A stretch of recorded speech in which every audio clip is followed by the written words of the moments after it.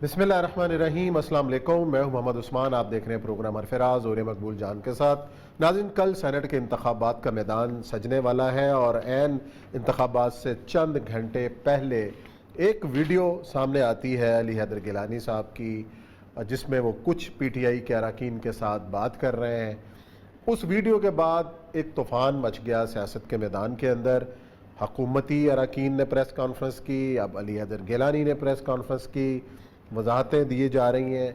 Election को मुलतवी करने का ऐलान किया जा रहा है कि यूसुफ रज़ा गिलानी को नाअहल करार दिया जाए इस सीट के ऊपर।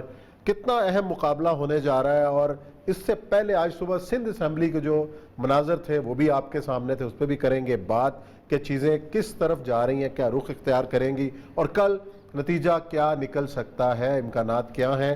और साथ ही कुछ इंटरनेशनल सिनेरियो के ऊपर जो तब्दीलियाँ रूनमा हो रही हैं उस पर करेंगे बात। लेकिन बढ़ते हैं अपने पहले मौजू की जानिब, और उससे पहले ये इस वीडियो के हवाले से जो वजाहत पेश की अली हैदर गिलानी, वो सुन लेते हैं, उसके बाद बात आगे बढ़ाते हैं। ताल्लुक़ है इस वीडियो का, तो मैं ये बात आप बड़े वसूख से कह सकता हूँ कि ये जो MNA हजरात हैं, PTI से उनका ताल्लुक़ है, मेरे वो दोस्त हैं, उन्होंने मुझे बुलाया।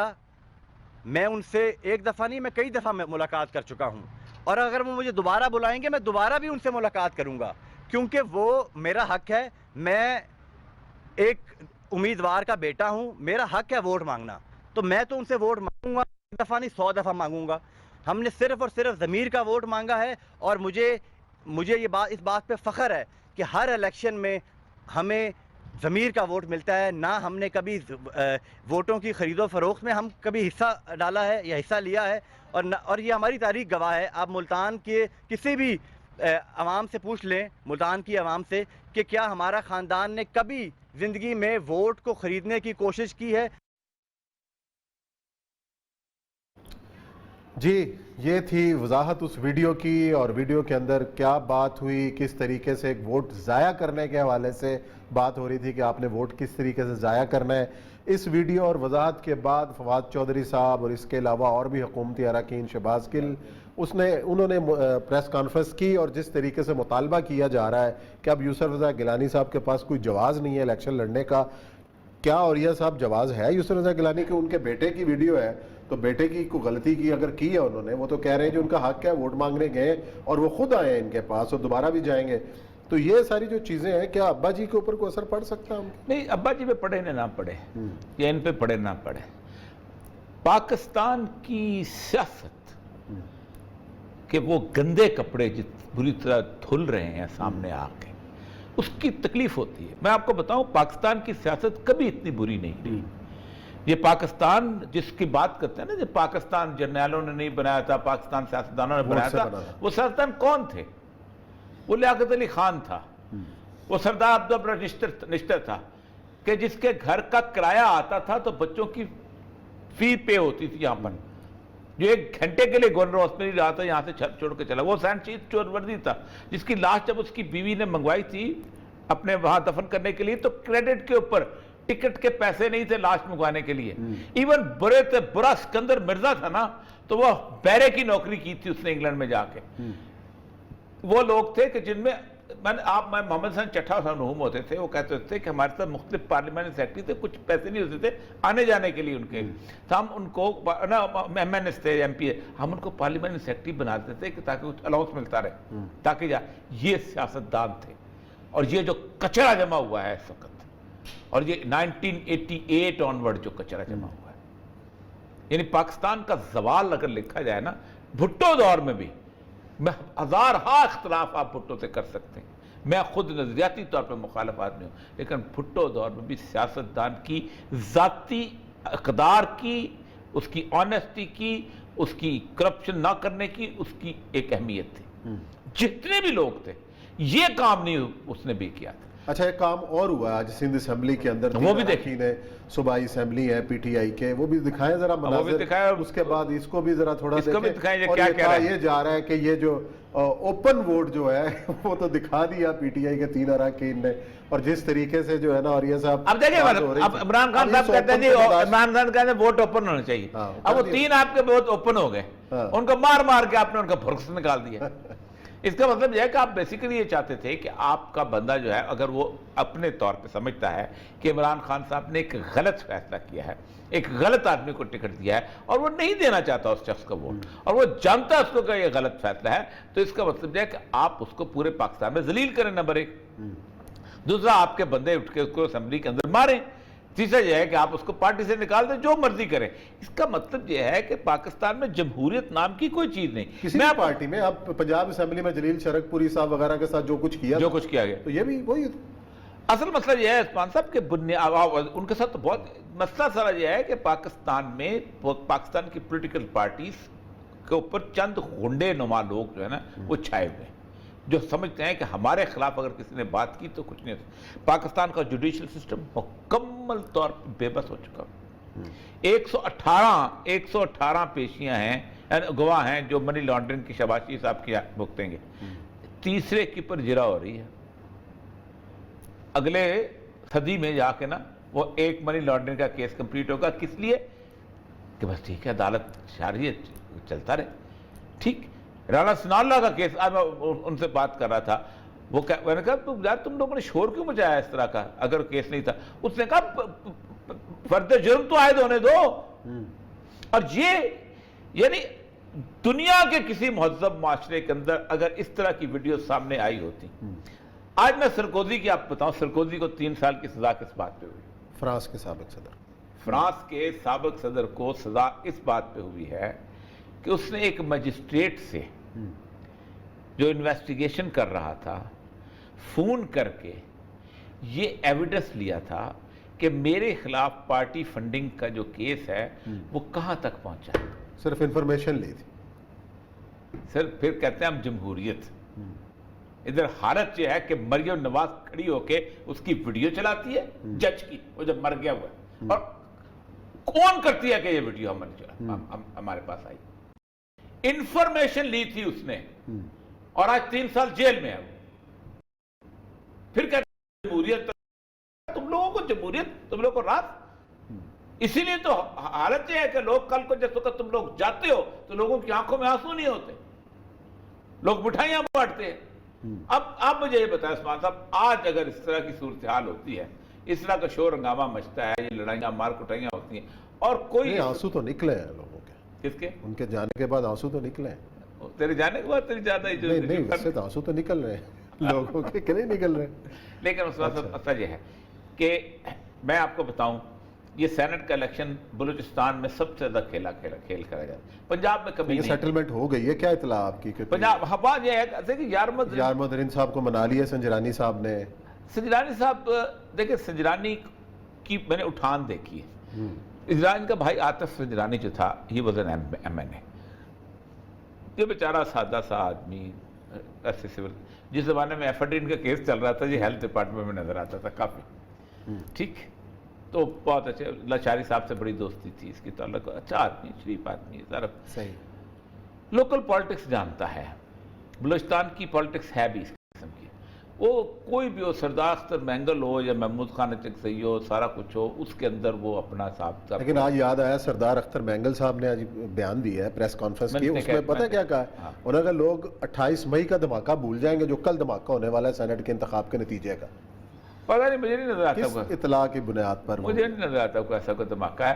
آئی تھنک سو کہ کیا ویسے ممکن ہے؟ دیکھیں میرے خان ورسز حفیظ شیخ ورسز گیلانی صاحب، ہاں کیا نظر آ رہا ہے؟ مجھے نہیں، حفیظ شیخ کوئی مارجن 11-12 ووٹ لینے کو اتنا آسان کام نہیں، انلیس کہ ایک میجورٹی کی ووٹ ضائع کرنے پہ مجبور۔ یہ آپ نے ویڈیو آئی ہے نا، 3-4 لوگوں کے اگر ووٹ ضائع ہو جاتے ہیں تو ایک جھلک ہے، آپ پتہ نہیں اور کتنے لوگ ہوں۔ اگر ضائع کرنے والی صورتحال ہوگی تو پھر شاید حفیظ شیخ، لیکن مجھے یہ بتائیں مجھے کہ حفیظ شیخ کو عمران خان نے تو نہیں رکھا، عمران خان تو شاید مر جاتا تو حفیظ شیخ کو نہ رکھتا۔ پھر کس نے رکھا؟ کہاں سے آیا؟ آ گیا نا، آئی ایم ایف نے رکھا، آ گیا، بس آ گیا۔ تو پھر ووٹ بھی پھر آئی ایم ایف ہی مانگے گا؟ آئی ایم ایف ہی مانگے گی، آئی ایم ایف مانگتی ہے۔ آپ کو اندازہ نہیں ہے کہ کس کس لیول پہ مانگی جاتی ہے۔ حفیظ شیخ کو بیسیکلی لایا گیا تھا کہ اسد عمر نہیں کر رہا پرفارم، حالانکہ اسد عمر دیکھیں شبر زیدی صاحب کو کبھی آپ اکیلے ملے ہیں تو شبر زیدی 8 آنسو روتا ہے کہ میں کیوں نکلا تھا اور کس مافیا کے مقابلے میں نکلا تھا۔ اور کس کس مافیا نے کس کس لیڈر کو کہاں لیول پہ خریدا ہوا. آپ اندازہ کریں کہ ویزے کیوں آیا. صرف ایک وجہ سے آیا ہے کہ وہ ایک چاہتا تھا کہ ٹریک سسٹم جو ہے وہ چل پڑے, کہ آپ نے ایک چیز خریدی ہے, وہ ایک چیز جہاں جہاں جائے وہاں ٹریکنگ ہوتی چلتی. وہ ٹریک سسٹم نہیں لگ سکتا. آپ یہ تو کہتے ہو کہ آپ کے گھر کے اوپر سی سی ٹی وی کیمرہ ہو جائے, شہر میں سی سی کیمرہ, لیکن جو چوری تم پیسہ کرتے ہو اس کا ٹریک نہ چل ملے. کوئی نہیں. ایلیٹ یہ ملک جو ہے نا, دنیا میں جمہوریت خریدی جاتی ہے, بدترین سسٹم ہے دنیا کا. میں آج تک سمجھتا ہوں کہ جمہوریت بنیادی طور پر عوام کا سب سے بڑا عوام دشمن سسٹم ہے, جس کے اندر بنیادی طور پر لیڈرشپ خرید لی جاتی. عام آدمی کو اگر آپ مشرف ہے, آپ گالی نکالیں گے ڈکٹیٹر ہے. آپ کو پتا ہوگا ڈکٹیٹر ہے, آپ کو پتا ہوگا جب آپ ضیاء اللہ کو گالی نکالیں گے ڈکٹیٹر ہے, فرینکو کو گالی نکالیں گے ڈکٹیٹر. آپ 51% ووٹ لے کے آیا ہوا بندہ جو ہے وہ جس کو ڈکٹیٹر ہوگا اس کو کیسے گالی نکالو گے؟ صحیح بات. اتنی حد تک جو ویل انٹرنس اصل مسئلہ یہ عثمان صاحب کی یہ جو صورتحال بنی. اب اس نے بتایا کہ یہ ہمیشہ ہوتا تھا. ہمارا ایک دوست تھا آبادان فریدوں, اس کا ووٹ ایم پی اے تک, پارسی بیچارہ 15 ووٹ لے کے ایم پی اے بنتا ہے, سب سے کمزور کمیونٹی. اب اس کے پیچھے پڑ گئے ٹرائبل لیڈر, ووٹ دو. پیسے اس کے پاس بہت تھے, اس کی بیسیکلی شراب کا کارخانہ تھا, تو پیسے تو ڈراتے تھے. پشتونخوا والے ڈرائیں تو وہ ان سے ڈر جائے, وہ آخر اس کو ایک طے ہوا کہ تم جس وقت ووٹ دینے جاؤ گے تو اپنے ووٹ کے اوپر کونے میں پن سے 3 سوراخ نکال دینا, تو ہم پہچان لیں گے تیرا ووٹ کون سا ہے.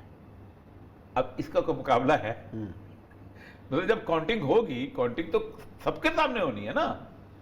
میں بھی بیٹھا ہوں, آپ بھی بیٹھے ہیں, ریپرزینٹیو بیٹھے ہیں, تو آپ نے کہا ذرا دکھانا ذرا مجھے ووٹ کی باقی مور لگی, آپ نے یوں کر کے میں مور دیکھ رہا ہوں. پچھلے الیکشنز کے اندر ایسے کر کے ووٹ دکھا کے ڈالتے رہے ہیں. وہ اور چیز نہیں, آپ سمپل سی کو ایک, اچھا اس کے اوپر آپ کیا کہہ سکتے ہیں؟ یا وہ کہتے ہیں کہ بھئی سائڈ پہ ذرا سے اتنے سے کٹ لگا کے یہ ایسے کر کے آ جائے, نشانی بنا دو کوئی بھی, ایسی نشانی کر, آپ کیا کر سکتے ہیں؟ تو جن کے ضمیر کے اندر کھٹی کے اندر بے ایمانی پڑ چکی ہو اور اس کے بعد سب کچھ پیسہ دیا جا رہا ہو, تو عمران خان صاحب جو کچھ کر رہے ہیں اخلاص نہیں ہے. ان دونوں کو یاد نہیں آیا جو انہوں نے کیا تھا. ان کو جب صادق سنجرانی کو لانا تھا اس وقت یاد نہیں آیا, ان کو اب یاد ہے. اس کا مطلب ہے کہ اصول تو اپنے مفاد کے مطابق اصول ہے ہی نہیں, عثمان صاحب اصول ہے ہی نہیں. اصول پیچھے رہ جاتے ہیں. اصول ہوتے ہیں تو مساق جمہوریت میں یہی مطالبہ کیا جاتا ہے, اس کے بعد 2 حکومتیں گزر جاتی ہیں, اس پہ امپلیمنٹ نہیں ہوتا, آج بھی نہیں امپلیمنٹ, اور بھگتتے بھی ہیں. نہ مسلمان نہ مذہبی پارٹیوں کا کوئی اصول ہے, نہ سیاسی پارٹیوں کا کوئی اصول. سیکولر کا ووٹ بھی حلال ہے اور سیکولر کو ووٹ دینا بھی حلال ہے. ٹھیک ہے, بسم اللہ. اگر رسول اللہ صلی اللہ علیہ وسلم یہ بات مان لیتے تو جو کہ انہوں نے کہا تھا آپ کو متفقہ لیڈر بنا لیتے ہیں, تو پی ڈی ایم کیا ہے؟ قریش مکہ کے ساتھ اتحاد ہے, اور کیا ہے؟ کچھ نہیں. چلیں جی, بریک کا وقت ہے, بریک لیتے ہیں یہاں پہ, اور پھر واپس آئیں گے اور ذکر کریں گے کچھ بھارت کے حالات کا, کہ وہاں پہ معاملات کس جانب بڑھ رہے ہیں, اور اپوزیشن مودی کے خلاف جس طریقے سے ہوئی ہے اس پر کریں گے بات.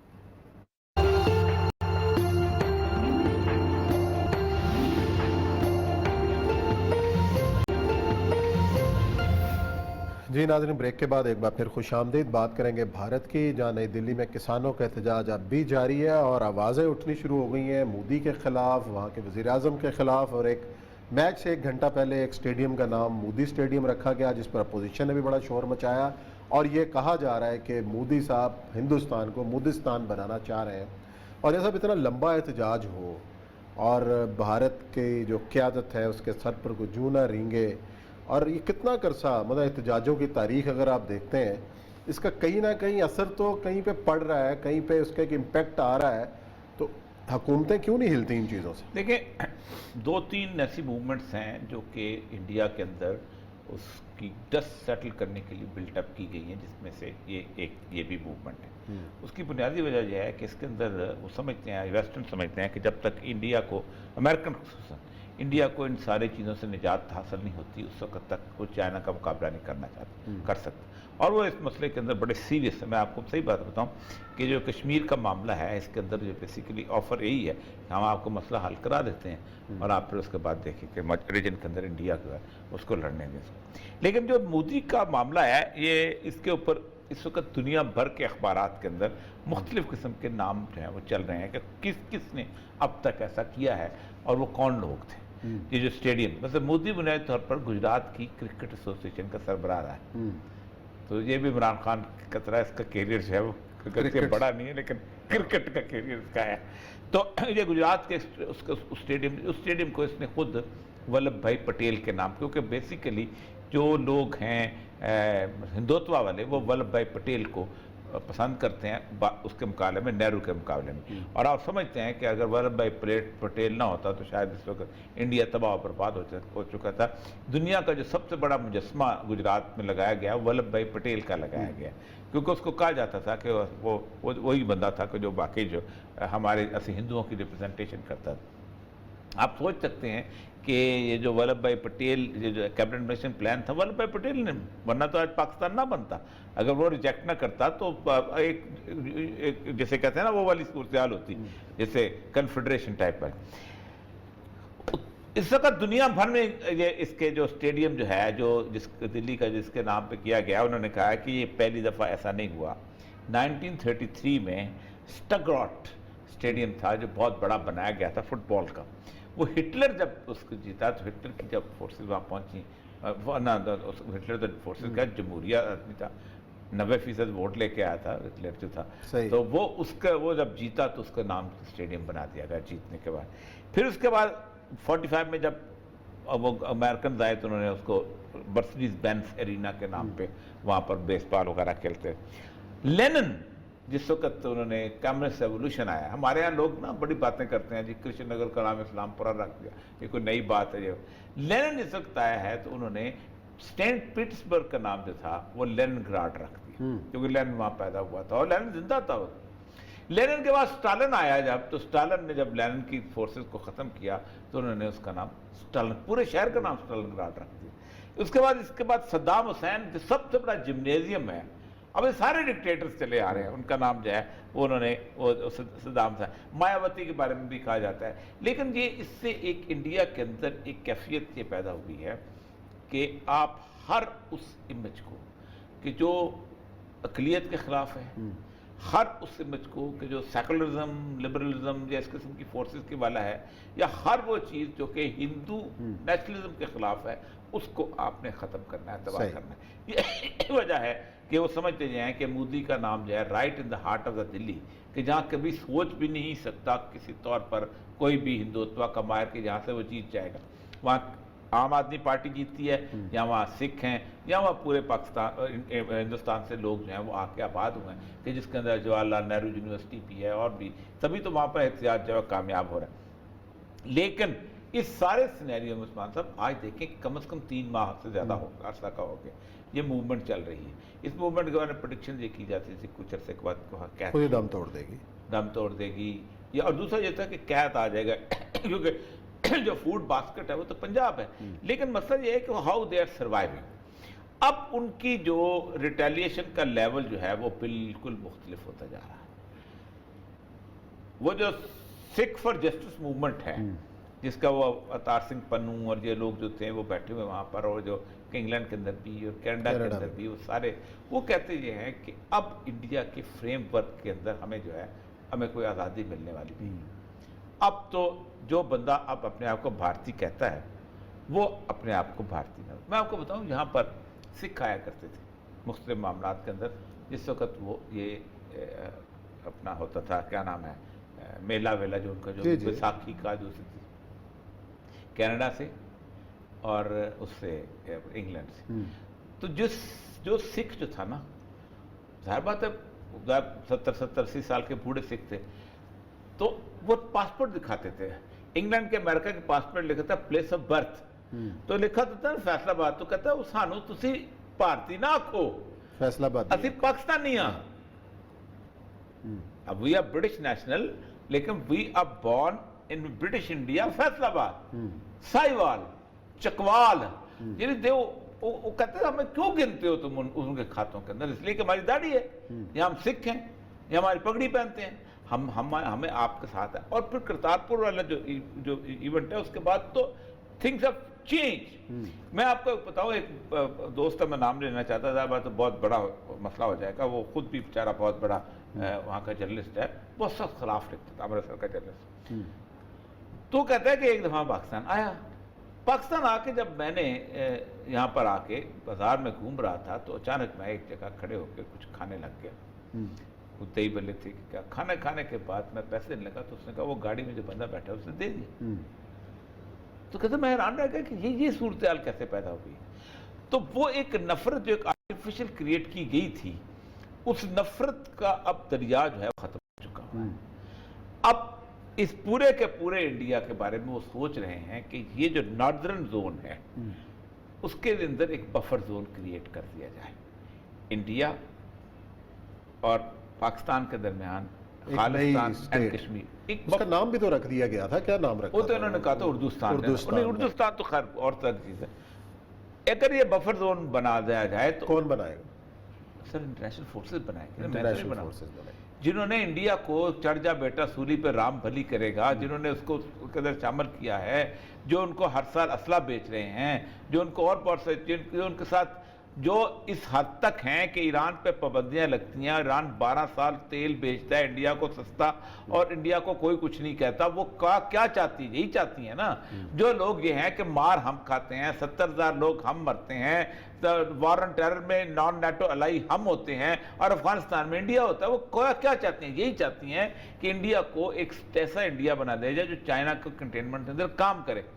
इंडिया को आप चाइना के इंटरनेशनल पर्सपेक्टिव के अंदर देखें, उनके नजदीक दो ऐसी जगह हैं कि जिसका जो इंडिया के ऊपर बोझ हैं, और ये बोझ इंडिया ने मुफ्त में सिर्फ ईगो की वजह से उठा कर रखा है। एक वो जो सिलगरी कॉरिडोर, जो चिकन नेक वाला कॉरिडोर है, जो बांग्लादेश से दूसरी तरफ सिक्किम का इलाका है, या मिजोलैंड है, या नागालैंड है, ये क्रिश्चियन वो कहती हैं यहाँ चाइना को अगर हम बिठाएंगे तो पूरी की पूरी इंडिया की तवज्जो उस तरफ हो जाएगी। तो अगर वो फोर्सेस अलहदा हो जाएं और एक इंडिपेंडेंट मुल्क के तौर पे काम करें तो क्या फर्क पड़ता है? यही वजह है कि उस इलाके के अंदर वो समझते हैं कि उसका इन्फ्लुएंस कम किया जाए।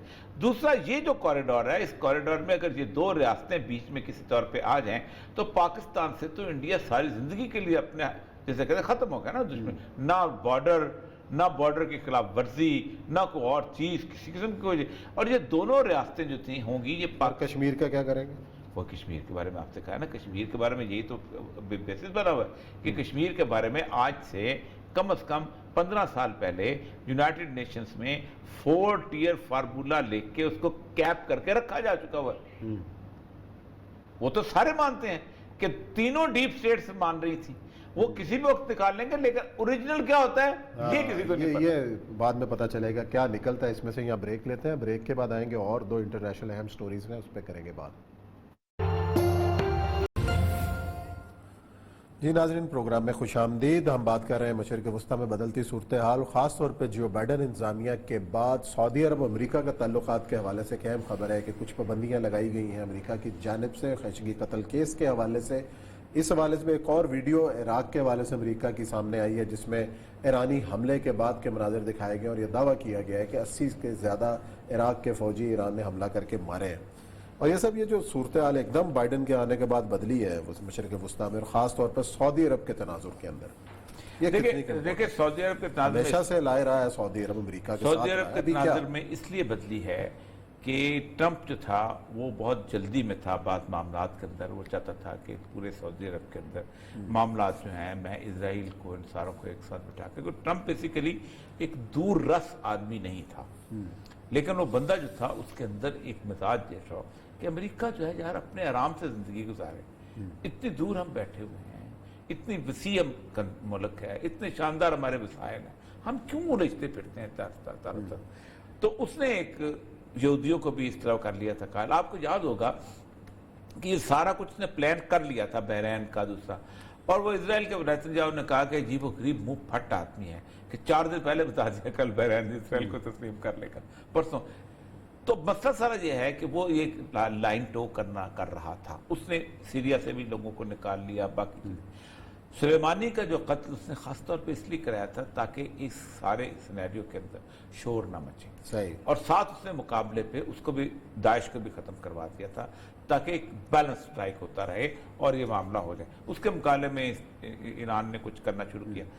اب صورتحال یہ ہوئی ہے کہ ایران کے بارے میں ویسٹ کا ایک رویہ ہے کہ ہم نے ایران کو اپنے ساتھ ملایا تھا اور اس کی نیوکلیئر ڈیل کے اوپر ہم نے ایک ایگریمنٹ کرا لیا تھا کہ وہ نہیں کرے گا. جبکہ اسرائیل کہتا ہے کہ ویسٹ جو ہے اس کی ہماری پرانی دشمنی ہے. ڈیوڈ بن گوریان سے لے کے بینجامن نیتنیاہو تک اور شیمن پیرس تک وہ کہتے ہیں ویسٹ آج تک ہولوکاسٹ دماغ سے نہیں نکال سکا. یہ یہودیوں کے دشمن ہیں, یہ ہمیں مار کے دم لیں گے. آپ کو پتہ ہے کہ اسرائیل نہیں مانگا تھا انہوں نے. بالفور ایگریمنٹ جب ہونے لگا تو تمام زائنسٹ جو تھے یہ چلے گئے برطانیہ کے پاس, ان کے پاس. تو انہوں نے کہا آپ ایسا کریں کہ ہمیں نائجیریا دے دیں. کوئی نائجیریا میں بہت زیادہ یہودی ہے, ہم اس کے بعد میں اسرائیل پرومس لینڈ پہ آ ہی جائیں گے, اس کا مسئلہ نہیں ہے. ہمیں ملک بنا لے کے نائجیریا دے تاکہ بن جائے ان سے 12. اور وہ جو کیا نام ہے لارنس آف عربیہ, وہ بہت 37 سال کی عمر میں مر گیا تھا. اس کی بڑی خواہش تھی کہ ایک ریاست جو اسرائیلی دنیا میں وجود میں آ جائے. صحیح. انہوں نے سوچا تو انہوں نے کہا اگر یہودیوں کو افریقہ مل گیا تو پوری دنیا بھوکی مر جائے گی. سارا سونا وہاں, سارا غلہ وہاں, سارا لیتھیم وہاں, ساری معدنیات وہاں, تو یہودی تو کھا جائیں گے. صحیح بات. تو وہ تو کمال کا. اب اسرائیل سے بھی مان تو وہاں. تو کہتے ہیں انہوں نے ہمیں پھنسایا ہے یہاں پر بھیج کے تاکہ ہم بلیڈ کرتے رہیں, تاکہ ہم یہاں پر عرب ہمیں مارتے. اور 48 کی جنگ بھی ہمیں ویسٹ نے کروائی ہے, امریکہ نے نہیں کروائی. تو اسرائیل نے یہ اس وقت یہ لیا ہے, راستہ لیا ہے کہ ہم ان کے ساتھ مل کے لڑائی کریں. اب سعودی عرب کے ساتھ معاملہ یہ ہوا ہے کہ انہوں نے محمد سلمان کے ساتھ صاف چھپتے بھی نہیں, خاص سامنے آتے بھی, ان پہ کوئی پابندی نہیں, اس پہ کوئی پابندی نہیں ہوگی, نیچے والے پابندی ہوگی. اب انٹیلیجنس رپورٹ ایسی چیز ہے کہ جس کے اوپر کوئی اب آفٹر عراق کوئی بلیو کرنے کو تیار نہیں ہوتا. کولن پال کی اتنی بڑی انٹیلیجنس رپورٹ ہے, وہ کہتا ہے کل ابھی گورڈن براؤن آیا ہے اور کل 3 دن پہلے اس نے کہا کہ مجھے غلط انفارمیشن تھی, مجھے جھوٹ بولا گیا, مجھے باقاعدہ لوکیشن میپ بتائی گئی کہ یہاں میپ پر انسٹرکشن پڑے ہوئے تھے. مجھے ایسے لگ رہا تھا کہ جیسے پورا عراق جو ہے ویپن میپ انسٹرکشن بھرا ہوا, میں نے جا کے حملہ کر دی اور مجھے معافی مانگنی چاہیے. آپ کو پتہ ہے کہ بی بی سی کا ہیڈ جو تھا وہ انہوں نے مار دیا تھا اس سارے معاملے کا.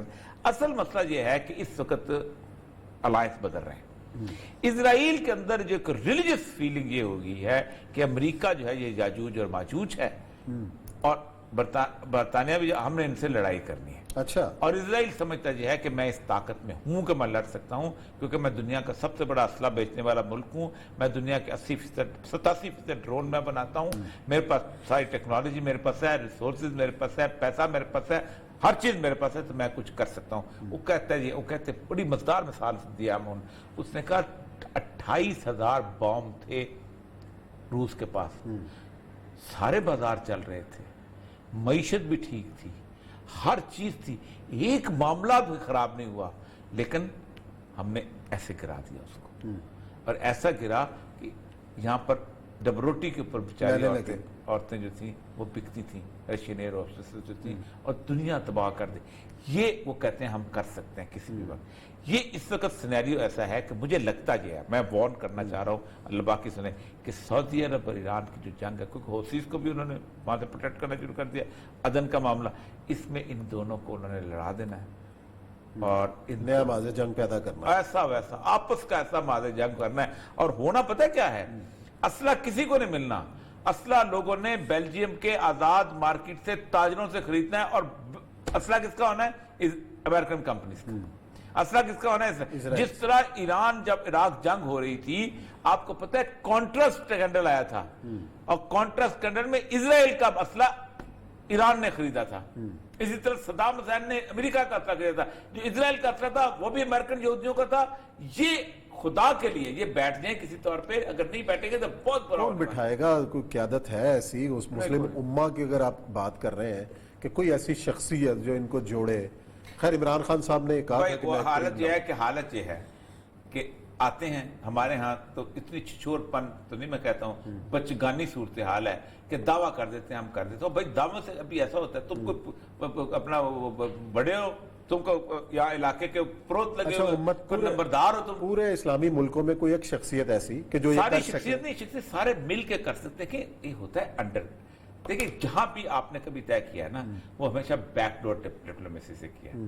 ہمارے یہاں بیک ڈور ڈپلومیسی چلاتا ہے زلفی بخاری، ہمارے یہاں بیک ڈور ڈپلومیسی چلاتا ہے ارمان ملک، ہمارے یہاں یہ چلاتے ہیں نا ان علاقوں کے اندر. تو بہرحال یہ اس ساری صورتحال کے اندر حکومت کو بیٹھنا ہے. اردگان کے اپنے مسئلے ہیں. اردگان کا مسئلہ یہ ہے کہ اردگان چاہتا یہ ہے کہ اس علاقے کی ہیجمنی چاہتا ہے. اب دنیا پوری میں ہیرو ہے، اسرائیل کے ساتھ تعلقات ہیں، اسرائیل کے ساتھ ٹریڈ ہے، امریکہ کے اڈے وہیں پر ہیں. قطر ہے، قطر امریکہ کے کہنے پر الجزیرہ پورے کو پورا یہودیوں کو بیچ دیتا ہے. تو مسئلہ سارا یہ ہے کہ یار کہیں کوئی صاف ہو تب ہے نا بات. ایران جو ہے اس کا اپنا مسئلہ ہے. عراق کے اندر اگر ایران نہ ہوتا امریکہ کا ساتھ دینے والا تو ختم. کبھی کسی طور پر عراق میں امریکہ آ نہیں سکتا تھا، افغانستان میں نہیں آ سکتا. سعودی عرب امریکہ کا گڑھ ہے، ارامکو کی بیسیکلی ساری آمدن جو سب کچھ ہوتی. تو یہ اصل مسئلہ یہ ہے کہ سارے کے سارے جو ہے ایک ہی تھیلے کے چٹے بٹے ہیں. ان کے ساتھ یہی ہونا ہے. نہیں یہی ہونا ہے کہ اگر ادراک نہیں کرتی ان کی قیادتیں ہیں تو مطلب کوئی وہ ایک فورس تو ہونی چاہیے نا. اور یہ سب OIC آپ نے بنائی، نتھنگ.